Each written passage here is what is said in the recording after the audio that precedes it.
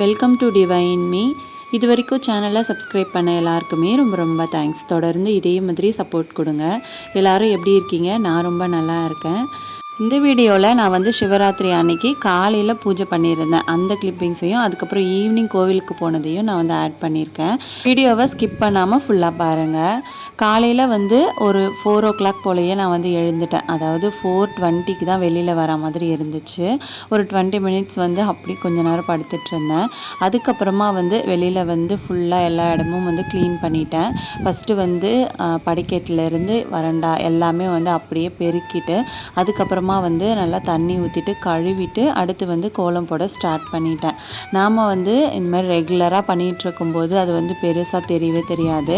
என்னைக்காச்சும் ஒரு நாள் நம்ம பண்ணோம் அப்படின்னா தான் அது ஒரு வேலையாக தனியாக தெரிகிற மாதிரி இருக்கும். கண்டினியூஸாக நம்ம என்ன ஒர்க் பண்ணிகிட்ருக்கோமோ அதை அப்படியே பண்ணிகிட்டே இருந்தோம் அப்படின்னா அதோட கஷ்டமும் சுத்தமாக தெரியவே தெரியாது. அது ஒரு லைஃப்பில் அது ஒரு ரொட்டீனாக அப்படியே மாறிடும். நிறைய பேர் என்கிட்ட கேட்டிருந்தீங்க மெசேஜில், கண்டினியூஸாக என்னால் வேலை பார்க்கவே முடியல அப்படின்னு சொல்லிட்டு. நானும் அப்படி தான் இருந்தேன் ஃபஸ்ட்டு ஸ்டார்டிங்கில். அதுக்கப்புறம் ஒரு வேலையும் செய்ய செய்ய அப்படியே பழகிடுச்சு. ஒரு நாளுமே நான் யோசிப்பேன், நம்மளால் இன்றைக்கி இந்த வேலைலாம் செய்யவே முடியாது அப்படின்னு சொல்லி யோசிச்சுக்கிட்டே இருப்பேன். வீடு ஒரு சில நேரம் கலைஞ்சிருச்சு அப்படின்னா அப்போ எங்கேருந்து ஸ்டார்ட் பண்ணி எங்கே முடிக்கிறதுனே தெரியவே தெரியாது. நல்லா குழம்பி போய் ஒரு மணி நேரம் கிட்ட அதையே பார்த்துக்கிட்டே இருக்க மாதிரி இருக்கும். அதுக்கப்புறமா எவ்வளோ நேரம் ஆனாலும் நாம் தானே க்ளீன் பண்ணி ஆகணும் அப்படின்னு சொல்லிட்டு நான் எழுந்து வேலையை ஸ்டார்ட் பண்ணிவிடுவேன்.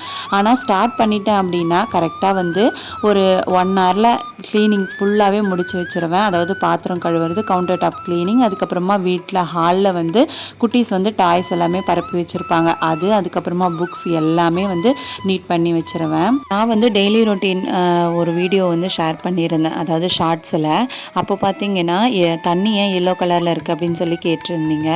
அது ஒன்றும் இல்லை, மஞ்சள் பவுடரை மிக்ஸ் பண்ணி நான் எப்போவுமே வாசலில் தெளிப்பேன். அப்போ தான் வீடு பார்க்குறதுக்கு மங்களகரமாக இருக்கும் அப்படின்னு சொல்லிட்டு. நீங்கள் மஞ்சள் பவுடர் கிடைக்கல அப்படின்னா மஞ்சளை மிக்ஸ் பண்ணி கூட நம்ம வாசலில் தெளிக்கலாம். ஊர் பக்கம்லாம் சாணி போட்டு தெளிப்பாங்க, அது ரொம்ப சூப்பராக இருக்கும். இங்கே நமக்கு அப்படிலாம் கிடைக்காது அப்படின்றதுனால நம்ம இந்த மாதிரி மஞ்சள் பவுடரை மிக்ஸ் பண்ணி நம்ம தெளிச்சிக்கலாம். ரொம்ப அதை காஞ்ச பிறகு அவ்வளோ அழகாக இருக்கும், வாசல் பார்க்குறதுக்கு ரொம்ப மங்களகரமாக இருக்கும். உங்களால் டெய்லி இந்த மாதிரி தெளிக்க முடியலனாலும் அட்லீஸ்ட் செவ்வாய் வெள்ளிக்கிழமைகளில் இந்த மாதிரி தெளிச்சிட்டு பாருங்கள், ரொம்ப சூப்பராக இருக்கும் வாசல். உங்களுக்கே ரொம்ப பிடிச்சிரும். இந்த பவுடர் எல்லா நாட்டு மருந்து கடைகள்லையுமே கிடைக்கும். நீங்கள் இதை மிக்ஸ் பண்ணும்போது அப்படியே ஸ்பூனால் 2 ஸ்பூன் அந்த பக்கெட்டில் போட்டுட்டு அதுக்கப்புறமா கைப்படாமல் நம்ம மக்கு வச்சு நல்லா கலந்துக்கணும்.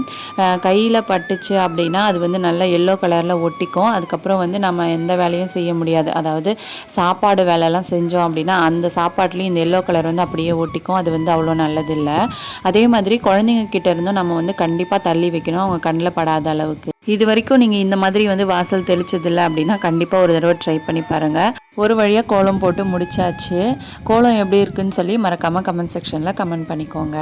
நான் ஃபுல்லாக கலர் அடிக்கலை, ஏன்னா டைம் இல்லை அப்படின்னு சொல்லிட்டு.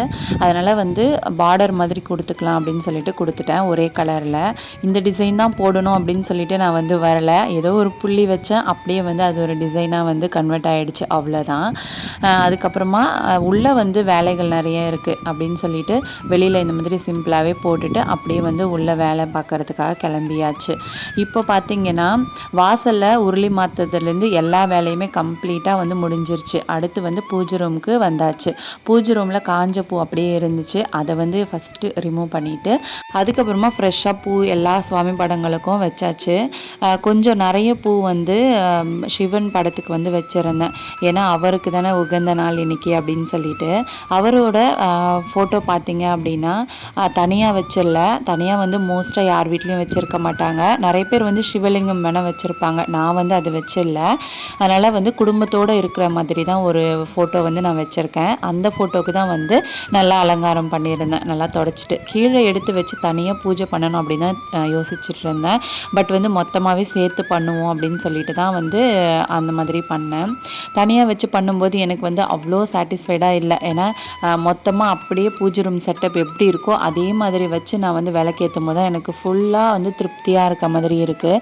அதனாலேயே நான் வந்து இப்போலாம் வந்து தனியாக ஃபோட்டோ எடுத்து வச்சு பூஜை பண்ணுறதில்ல. சிலைகளை மட்டும் அந்தந்த நாட்களுக்கு ஏற்ற சிலைகளை விசேஷமாக வந்து அப்படியே அபிஷேகம் பண்ணிவிட்டு எடுத்து அதோட இடத்துல அப்படியே வந்து வச்சுருவேன். அதுக்கப்புறமா வந்து பூஜை ரூமில் உருளிக்கும் வந்து பூ வச்சுட்டேன். இந்த மாதிரி உருளிக்கும் பூஜை ரூம்லேயும் ஒரு உருளி குட்டியாக வச்சுருந்தீங்க அப்படின்னா நல்ல ஒரு பாசிட்டிவ் எனர்ஜி கிடைக்கும். நான் வந்து இதுக்கு முன்னாடி வந்து உருளியில் பூ வைக்கிறத நான் காட்டலை. அதனால் இப்போ வந்து அந்த கிளிப்பிங்ஸ் அப்படியே ஆட் பண்ணிட்டேன். இதில் நல்லா வந்து எல்லோ கலரில் நமக்கு கண்ணுக்கு பார்த்த உடனே பளிச்சுன்னு தெரிகிற மாதிரி பூக்களை வாங்கி நம்ம இந்த மாதிரி உருளியில் அலங்காரம் பண்ணி வைக்கணும். அப்போ தான் நமக்கு வர கந்திருஷ்டி அப்படியே வந்து அது உள்வாங்கிக்கும் அப்படின்னு சொல்லுவாங்க. வாசல்லையுமே வந்து லெமன் கட் பண்ணி வச்சு அதுக்கும் ஒரு பூ வச்சிட்டோம் அப்படின்னா ரொம்ப நல்லாயிருக்கும். வாசலில் பார்த்தீங்கன்னா ஃபஸ்ட்டு விளக்கேற்றிடலாம் அப்படின்னு சொல்லிட்டு விளக்கேற்றிட்டேன். நான் வந்து கோலம் போட்டு முடிச்சுட்டு அதுக்கப்புறமா பார்த்திங்கன்னா குளிச்சுட்டு வந்துட்டு அதுக்கப்புறம் தான் வந்து மற்ற வேலைகள் எல்லாமே செய்ய ஸ்டார்ட் பண்ணியிருந்தேன். வாசலில் விளக்கேற்றிட்டு 2 பக்கமும் வச்சுட்டு உள்ளே வந்து சாமியை அழைக்கிற மாதிரி அப்படியே உள்ளே போயிட்டு விளக்கேற்றிட்டு இருந்தேன். நாம் இந்த மாதிரி ரெகுலராக பண்ணிகிட்டு இருந்தோம் அப்படின்னா நம்ம வீட்டுக்கு வந்து அந்த நெகட்டிவ் எனர்ஜி அப்படின்றதே காணாமல் போயிடும். நான் வந்து எல்லா வீடியோஸ்லேயும் இதை வந்து சொல்லிக்கிட்டே தான் இருக்கேன். கண்டிப்பாக வந்து இது வரைக்கும் இந்த மாதிரி பண்ணலை அப்படின்னா கண்டிப்பாக இதுக்கு மேலே வந்து இந்த மாதிரி பூஜைகளை செஞ்சு பாருங்கள். நெய்வேத்தியத்துக்கு பெருசாக எதுவும் செய்யலை. நான் வந்து ஃப்ரூட்ஸ் இருந்துச்சு வீட்டில், அதையே வந்து 2 ஆப்பிள் எடுத்து தட்டில் வச்சுட்டு துளசி தண்ணீர் மட்டும் எடுத்து பஞ்ச பாத்திரத்தில் வச்சுட்டு அப்படியே வந்து பூஜையை ஸ்டார்ட் பண்ணிட்டேன். ஃபஸ்ட்டு வந்து எல்லா விளக்கையும் விளக்கி ஏற்றிட்டு அதுக்கப்புறமா பார்த்திங்கன்னா கற்பூர ஆரத்தி, அடுத்து வந்து சாம்பிராணி காட்டுறது, இது எல்லாமே பண்ணிகிட்டு இருந்தேன். அந்த சாம்பிராணி ஸ்மெல் வந்து அவ்வளோ சூப்பராக இருந்தது. கண்டிப்பாக உங்கள் கூட நான் ஷேர் பண்ணணும் அப்படின்னு நினச்சேன். நெக்ஸ்ட் டைம் வந்து அதோட பேரோடு நான் வந்து உங்களுக்கு ஷேர் பண்ணுறேன். இந்த சாம்பிராணி பார்த்திங்கன்னா ஒன்று ஏற்றி வச்சாலுமே வீடு ஃபுல்லாக அவ்வளோ ஒரு ஸ்மெல் நல்லா தெய்வீகமாக இருக்குது. நம்மளால் வந்து இவ்வளோ வேலை செஞ்சு விளக்கேற்ற முடியலனாலும் ஒரே ஒரு இந்த சாம்பிராணி வந்து ஏற்றிட்டு ஹாலில் ஒரு சைடோ இல்லை கிச்சன்லேயோ வச்சிட்டோம் அப்படின்னாலே போதும்னு நினைக்கிறேன். அவ்வளோ தெய்வீகமாக இருக்குது வீடு, வந்து அவ்வளோ மனமாக இருக்குது. நம்ம என்ட்ராகும் போதே கண்டிப்பாக வந்து நான் உங்களுக்கு ஷேர் பண்ணுறேன். அதுக்கப்புறமா இன்றைக்கி பார்த்திங்கன்னா அன்னபூரணி அம்மனை வழிபடுறது ரொம்ப ரொம்ப உகந்தது. அதனால் அவங்களையுமே வந்து நல்லா அலங்காரம் பண்ணிவிட்டு அப்படியே பூவும் வச்சுட்டு அடுத்து பார்த்திங்கன்னா அவங்களுக்கும் வந்து இந்த நெய்வேத்தியம் வச்சுட்டு பழத்தை வீடு ஃபுல்லாக வந்து சாம்பிராணி காட்ட ஸ்டார்ட் பண்ணிட்டேன். வெளியில் வந்து சாம்பிராணி காட்டும்போது பார்த்திங்கன்னா அவ்வளோ ஒரு பாசிட்டிவ் எனர்ஜி. ஏன்னா மார்னிங் டைமில் ரொம்ப வைப் வந்து நிறைஞ்சு அவ்வளோ சூப்பராக இருந்துச்சு. அந்த என்ன சொல்கிறது, பொழுது விடியும் போது நம்ம இந்த மாதிரி பூஜைகளை செஞ்சுட்டு இருந்தோம் அப்படின்னா கண்டிப்பாக வந்து நல்ல வைப்ரேஷன் கொடுக்குது.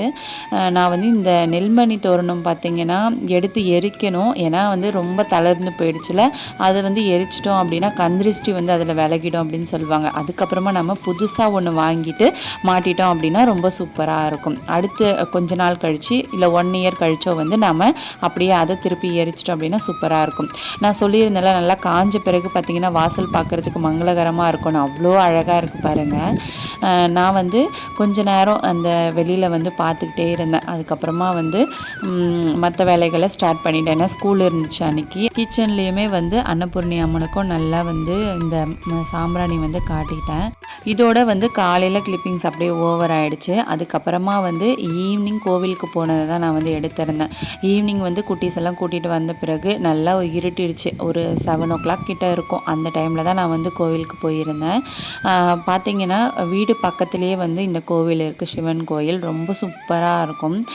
உள்ளே வந்து வைப்பு பார்த்திங்கன்னா அவ்வளோ அருமையாக இருக்கும். நல்லா லைட்ஸ் எல்லாம் போட்டு ரொம்ப சூப்பராக ஒரு பக்கம் அன்னதானம் கொடுத்துட்டு இருந்தாங்க. நல்லா செம்மையாக இருந்துச்சு. ஒரு பக்கம் வந்து பாட்டு பாடிக்கிட்டு இருந்தாங்க. அதெல்லாம் கேட்கும்போது பார்த்திங்கன்னா நல்ல ஒரு வைப்ரேஷன் இருந்தது. நைட்டு ஃபுல்லாக இருக்கணும் அப்படின்னு சொல்லி தான் ஒரு ஆசை. ஆனால் குட்டீஸை வச்சுக்கிட்டு நம்மளால் சமாளிக்கவே முடியல. அதனால் சாமி மட்டும் கும்பிட்டுட்டு அப்படியே வந்து வீட்டுக்கு வந்தாச்சு. வீட்டுக்கு வந்து பார்த்திங்கன்னா ஒரு 1 o'clock வரைக்கும் தான் முழிச்சிட்டு இருந்தேன். அதுக்கப்புறம் பார்த்திங்கன்னா தூங்கிட்டேன். ஏன்னா ஸ்கூல் இருக்குது அப்படின்னு சொல்லிட்டு. இந்த வீடியோ வந்து கண்டிப்பாக உங்கள் எல்லாருக்குமே ரொம்ப பிடிச்சிருக்கும் அப்படின்னு நினைக்கிறேன். கண்டிப்பாக வந்து வீடியோவுக்கு ஒரு லைக் பண்ணிவிடுங்க.